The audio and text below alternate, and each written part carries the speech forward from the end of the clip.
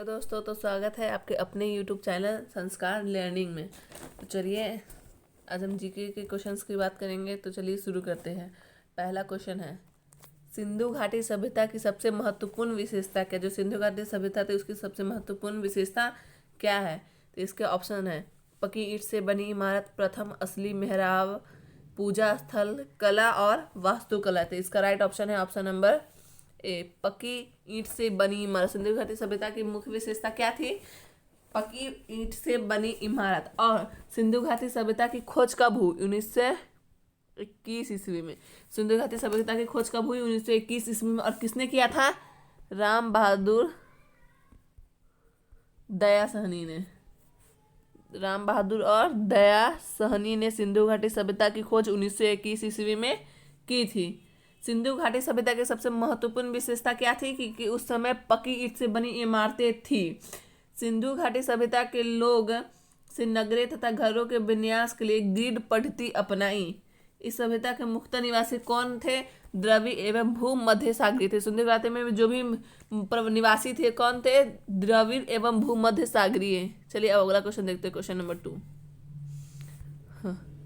मेगास्थनीज का दूत था। मेगास्थनीज का दूत कौन था? तो इसके ऑप्शन से सेल्यूकस का, सिकंदर का, डेरियस का और यूनानियों का। तो इसका राइट ऑप्शन है ऑप्शन नंबर ए, सेल्यूकस का। मेगास्थनीज का दूत था सेल्यूकस का।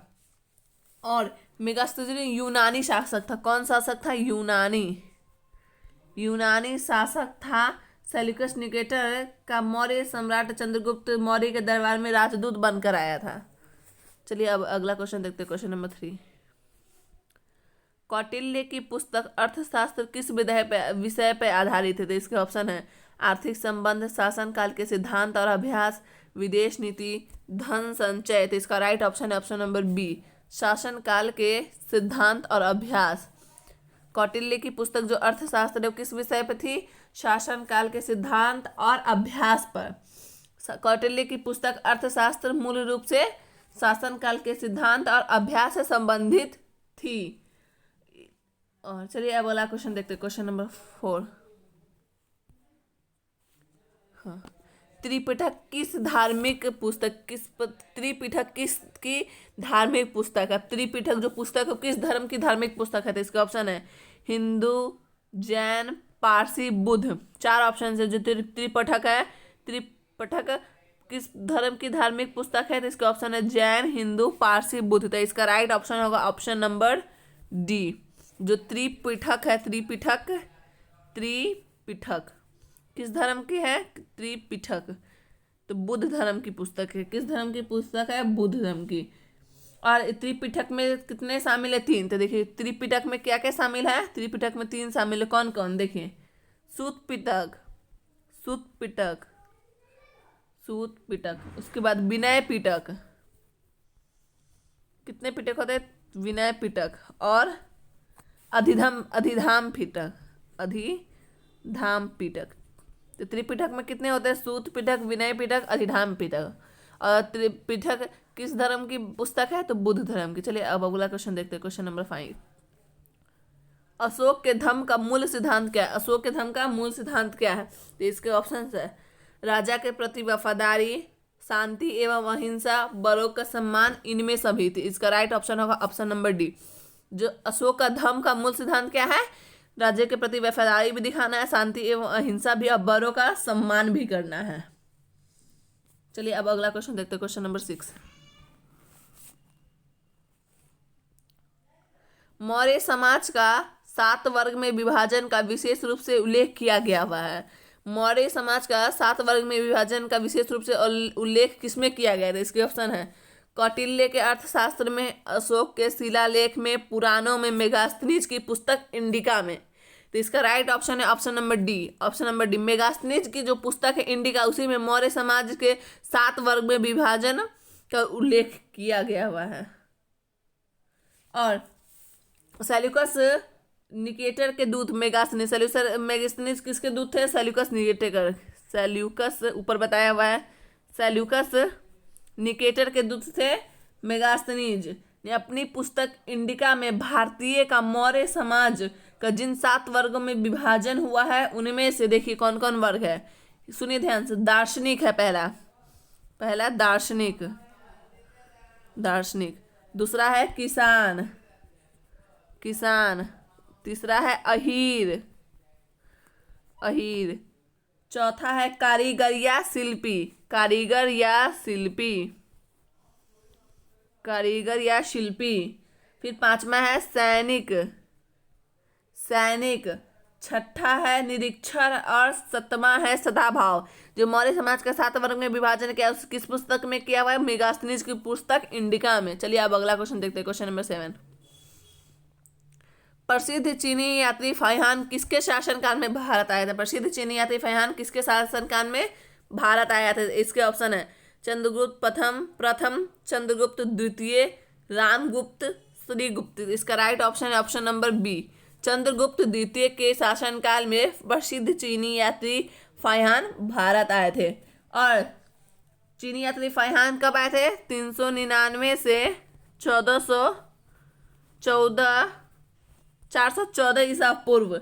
चंद्रगुप्त का शासनकाल कब से कब तक था? 375 से 1414 ईस्वी में। पहली बात क्या पूछा है? प्रसिद्ध चीनी यात्री फाहियान किसके शासनकाल में भारत आया था? चंद्रगुप्त द्वितीय के शासनकाल में। अब प्रसिद्ध चीनी यात्री फाहियान कब आया था? तो 399 में आया था और कब तक रहा था? 414 तक रहा था। और इसके बाद चंद्रगुप्त द्वितीय का शासनकाल कब से कब तक है? 375 से 1414 ईसा पूर्व। चलिए अब अगला क्वेश्चन देखते हैं, क्वेश्चन नंबर 8। चोल काल किसके लिए प्रसिद्ध है? चोल काल किसके लिए प्रसिद्ध है? तो इसके ऑप्शन है ग्राम पंचायत, राष्ट्रकूट राजवंश के साथ युद्ध, श्रीलंका के साथ व्यापार, इनमें से सभी। तो इसका राइट ऑप्शन होगा ऑप्शन नंबर डी, इनमें से सभी। चोल किस लिए प्रसिद्ध था? ग्राम पंचायत के लिए प्रसिद्ध था, राष्ट्रकूट राजवंश के साथ युद्ध के लिए प्रसिद्ध था, श्रीलंका के साथ व्यापार के लिए प्रसिद्ध था। चलिए अब अगला क्वेश्चन देखते हैं, क्वेश्चन नंबर 9।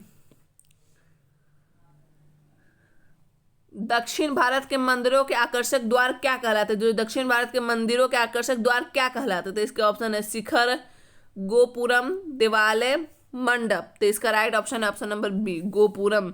दक्षिण भारत के मंदिरों के आकर्षक द्वार क्या कहलाते हैं? गोपुरम। और यह ऊपर जो यह कहाँ रहता है? ऊपर किरीट कलश,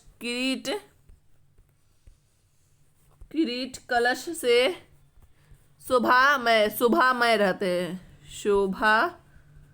शोभामय रहते हैं। उत्तर भारत के मंदिरों का आकर्षक द्वार क्या कहलाते हैं? गोपुरम। चलिए अगला क्वेश्चन देखते हैं, क्वेश्चन नंबर 10।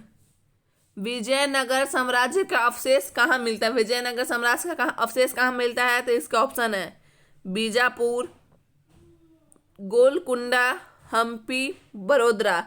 तो इसका राइट ऑप्शन है option number C, Hampi. Vijayanagar साम्राज्य का अवशेष कहाँ मिलता है? तो हम्पी में। अब हम्पी क्या था? मध्यकालीन हिंदू साम्राज्य विजयनगर की राजधानी थी। हम्पी क्या थी? मध्यकालीन विजयनगर की राजधानी थी। तुंगभद्रा नदी के दक्षिणी तट पर बसा हम्पी कर्नाटक राज्य में स्थित है। हम्पी कहाँ स्थित है? कर्नाटक में। विजयनगर साम्राज्य का अवशेष कहाँ मिलता है? हम्पी। और हम्पी क्या था? विजयनगर साम्राज्य की राजधानी थी। यह कहाँ पड़ता है? कर्नाटक में। और यह यूनेस्को द्वारा, किसके द्वारा? यूनेस्को द्वारा विश्व विरासत सूची में शामिल किया गया हुआ है। हम्पी कौन है? विश्व विरासत सूची में यूनेस्को द्वारा सम्मानित किया गया हुआ है। चलिए अगला क्वेश्चन देखते हैं, क्वेश्चन नंबर 11। वह प्रथम शासक कौन था जिसके शासन के सिद्धांत को सजाए के ईश्वरीय अधिकार सिद्धांत के समान प्रतिपादित किया गया था? तो इसका ऑप्शन है ऐबक, इल्तुतमिश, बलबन, अलाउद्दीन। तो इसका राइट ऑप्शन है ऑप्शन नंबर सी, बलबन। कौन थे? बलबन, पूरा वो होगा बलबन। बलबन को क्या कहते? जिसके शासक के सिद्धांत को सजाओ के ईश्वरीय अधिकार सिद्धांत के समान प्रतिपादित किया था। और बलबन का शासनकाल कब से कब था? 1266 से 1286। कितने साल शासन किया? 20 साल शासन किया। और बलबन का एक और नाम क्या था? ग्यासुद्दीन बलबन। बलबन का एक और नाम क्या था? ग्यासुद्दीन बलबन। और यह दिल्ली सल्तनत का ऐसा पहला सुल्तान था जिसके अपने राज्यत्व सिद्धांत के विस्तार की व्याख्या के दिए एक पहला सिद्धांत जो अपने राज्य का विस्तार करना चाहता था। उसके जो कुछ सिद्धांत इस प्रकार है। राजवंश अथवा राजा के वंश से संबंधित, जो भी राजवंश होगा वो राजा के राजवंश से संबंधित होगा। राजत्व को देवी संस्था मानते हुए उसे स्पष्ट किया गया कि राजा पृथ्वी पर ईश्वर का प्रतिनिधित्व, अतः उसका स्थान पैगंबर के बाद है। देखिए वो क्या बोलता है, तो वो इसका क्वेश्चन क्या है, वह प्रथम मुस्लिम शासक कौन था जिसने राजा के सिद्धांत को सजाओ कि ईश्वरीय अधिकार सिद्धांत प्राप्त, तो वो बलबन था। बलबन का शासनकाल कब से कब था, 1266 से 1286 तक। वो दिल्ली सल्तनत का पहला ऐसा सुल्तान था जो यह मानता था कि अपने राज्य का विस्तार करना, और क्या कहता था, जो भी राजा होगा वो राजवंश का होगा। राजा का मतलब यह है कि वह मतलब जो भी ईश्वर है, ईश्वर का दूत है। चलिए अब अगला क्वेश्चन देखते हैं, क्वेश्चन नंबर 12। भारत में कागज का प्रयोग कब से प्रारंभ हुआ? भारत में कागज का प्रयोग कब से प्रारंभ हुआ? तो इसके ऑप्शन है 12वीं शताब्दी, 13वीं शताब्दी, 14वीं शताब्दी, 15वीं शताब्दी। तो इसका राइट ऑप्शन है ऑप्शन नंबर ए, 12वीं शताब्दी में। भारत का कागज का प्रयोग कब से आरंभ हुआ? 12वीं शताब्दी में। भारत में कागज का प्रयोग 11वीं शताब्दी में अज्ञात था, मतलब उसका अभी तक पता नहीं लगाया गया था, लेकिन 12वीं शताब्दी में इसका प्रचलन होने लगा। चलिए अगला क्वेश्चन देखते हैं, क्वेश्चन नंबर 13। यूरोपीय चित्रकारी का प्रवेश किसके दरबार में? यूरोपीय चित्रकारी का प्रवेश किसके दरबार में हुआ था? इसके ऑप्शन है हुमायूं, अकबर, जहांगीर, शाहजहां। तो इसका राइट ऑप्शन है option number B, Akbar. Akbar के दरबार में यूरोपीय चित्रकारी का प्रवेश हुआ। और वह कौन किए थे? पुर्तगाली पुजारियों ने। कौन किए थे? पुर्तगालियों पुजारियों ने इसका विस्तार किया था, पुर्तगाली पुजारियों ने। चलिए अगला क्वेश्चन देखते हैं, क्वेश्चन नंबर 14। भारत में किसके शासनकाल में इंग्लिश ईस्ट इंडिया कंपनी का गठन हुआ? भारत में किसके शासनकाल में इंग्लिश ईस्ट इंडिया कंपनी का गठन हुआ था? इसके ऑप्शन है औरंगजेब, अकबर, जहांगीर, हुमायूं। तो इसका राइट ऑप्शन है ऑप्शन नंबर बी, अकबर के शासनकाल में इंग्लिश ईस्ट इंडिया कंपनी का गठन हुआ। और इसकी स्थापना किसने की थी? इंग्लैंड की महारानी एलिजाबेथ ने। इंग्लैंड की महारानी एलिजाबेथ ने, इंग्लैंड की महारानी एलिजाबेथ प्रथम ने कब किया था? 31 दिसंबर 1600 ईस्वी में।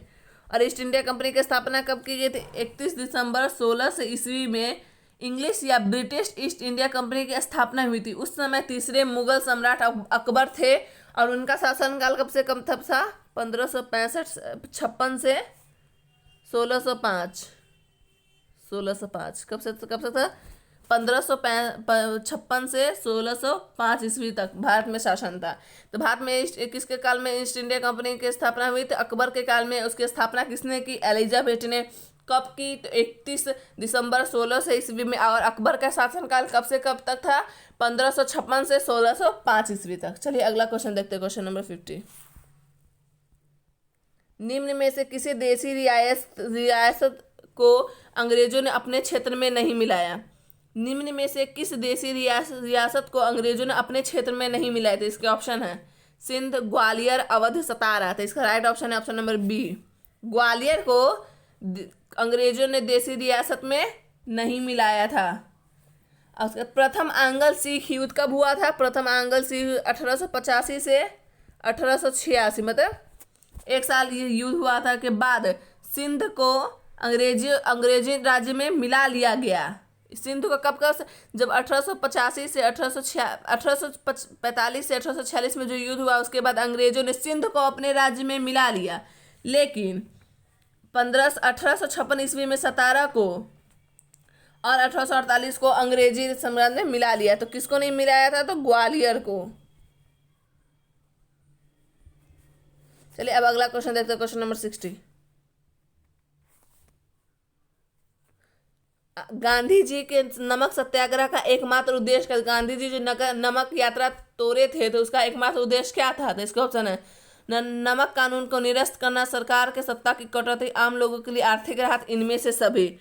तो इसका राइट ऑप्शन क्या होगा? ऑप्शन नंबर डी, वो सब चाहते हैं, नमक कानून को तोड़ना भी चाहते थे, सरकार जो उस पर अंग्रेज जो उस पर टैक्स लगा रहे थे उसको भी कटौती करना थे, आम लोगों को राहत देना चाहते थे। इसका राइट ऑप्शन क्या होगा इनमें से सभी, ऑप्शन नंबर डी। चलिए अब अगला क्वेश्चन देखते हैं, क्वेश्चन नंबर 17। 1921 का मोपला विद्रोह कहाँ हुआ था? मोपला विद्रोह कहाँ हुआ था? इसके ऑप्शन है असम, केरल, पंजाब, बंगाल। मोपला विद्रोह कहाँ हुआ था? मोपला विद्रोह असम, केरल, पंजाब, बंगाल। तो इसका राइट ऑप्शन है ऑप्शन नंबर बी, केरल में। मोपला विद्रोह कहाँ हुआ था? केरल में। मोपला विद्रोह कहाँ हुआ था? केरल में। मोपला विद्रोह कहाँ हुआ था? केरल में। और ये विद्रोह कब हुआ था? 1921 ईस्वी में। केरल के मालाबार क्षेत्र के किसानों के द्वारा अंग्रेजी शासन के विरुद्ध किया गया था। क्यों किया गया था? मालाबार क्षेत्र के किसानों के द्वारा अंग्रेजी शासन के विरुद्ध मोपला विद्रोह किया गया था। इस आंदोलन के मुख्य नेता कौन थे? अली मुस्लियार। अली मुस्लियार। इसका मुख्य शासक कौन था? अली मुस्लियार। चलिए अगला क्वेश्चन देखते हैं, क्वेश्चन नंबर 80। भारत में स्वदेशी आंदोलन किस दौरान हुआ? भारत में स्वदेशी आंदोलन किस? इसका ऑप्शन है गांधी जी का चंपारण सत्याग्रह, बंगाल विभाजन के विरुद्ध आंदोलन, रॉलेट एक्ट के विरुद्ध आंदोलन, असहयोग आंदोलन। तो इसका राइट ऑप्शन है ऑप्शन नंबर बी, बंगाल विभाजन के विरुद्ध आंदोलन। भारत में स्वदेशी आंदोलन किस दौरान हुआ? बंगाल विभाजन के विरुद्ध आंदोलन। उसके लॉर्ड कर्जन ने कब? 1899 से 1905 के द्वारा 16 अक्टूबर 1905 को बंगाल विभाजन की घोषणा के साथ इसके विरुद्ध में स्वदेशी और बहिष्कार आंदोलन का सूत्रपात किया। तो लॉर्ड कर्जन कब से कब तक? 1899 से 1905 में 16 अक्टूबर 1905 को बंगाल विभाजन की घोषणा कर दी। इसके साथ इसके विरुद्ध स्वदेशी आंदोलन और बहिष्कार आंदोलन का सूत्रपात किया। 1905 ईस्वी में बनारस में किसने? गोपाल कृष्ण गोखले की अध्यक्षता में संपूर्ण कांग्रेस के 21वें अधिवेशन में इसे स्वीकार किया गया और इसके स्वरूप देशव्यापी हो गया। भारत में सौंदर्य आंदोलन किस दौरान हुआ? तो बंगाल विभाजन के विरुद्ध आंदोलन। बंगाल विभाजन विरुद्ध आंदोलन किसने किया था? लॉर्ड कर्जन ने इसका सूत्रपात किया था। और इसमें 1905 ईस्वी में बनारस में गोपाल कृष्ण गोखले ने इसकी अध्यक्षता की थी। चलिए अगला क्वेश्चन देखते हैं, क्वेश्चन नंबर 90। बिहार प्रोविंशियल किसान सभा का गठन कब हुआ? बिहार प्रोविंशियल किसान सभा का गठन कब हुआ था? इसके ऑप्शंस है 1929 में, 1930 में, 1931 में, 1932 में। तो इसका राइट ऑप्शन है option number A, 1929। Bihar provincial किसान सभा का गठन कब हुआ? तो 1929 में। और किसने किया? तो स्वामी सहजानंद सरस्वती ने। स्वामी सहजानंद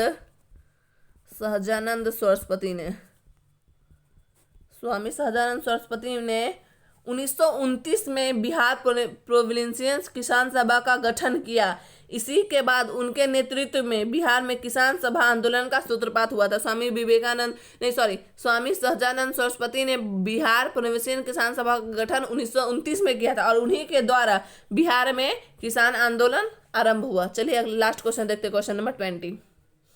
किस अधिनियम के तहत बिहार एक अलग राज्य बना? बिहार एक अपना अलग राज्य कब बना? इसके ऑप्शन है भारत सरकार अधिनियम 1935, भारत सरकार अधिनियम 1919, भारत काउंसिलिंग अधिनियम 1909, भारतीय स्वतंत्रता आंदोलन 1947। तो इसका राइट ऑप्शन है ऑप्शन नंबर भारत सरकार अधिनियम 1935। तो किस नियम के तहत बिहार एक अलग राज्य बना? तो भारत सरकार अधिनियम 1935। और इसमें दो राज्य अलग हुए। चलिए आज के लिए इतना ही। अगर वीडियो पसंद आए तो वीडियो को लाइक कीजिए, चैनल को सब्सक्राइब। और इसके बाद ऑब्जेक्टिव जितना बता दिया गया, इसके बाद 5 से 6 वीडियो के बाद सब्जेक्टिव का क्लास कराया जाएगा, जिसमें हर चैप्टर से लेके जैसे मॉडर्न इंडिया जो भी हिस्ट्री में आता है, सोशल साइंस में आता है, वो सारा सब्जेक्टिव में पढ़ाया जाए। इसके लिए आज के लिए इतना ही। Thank you.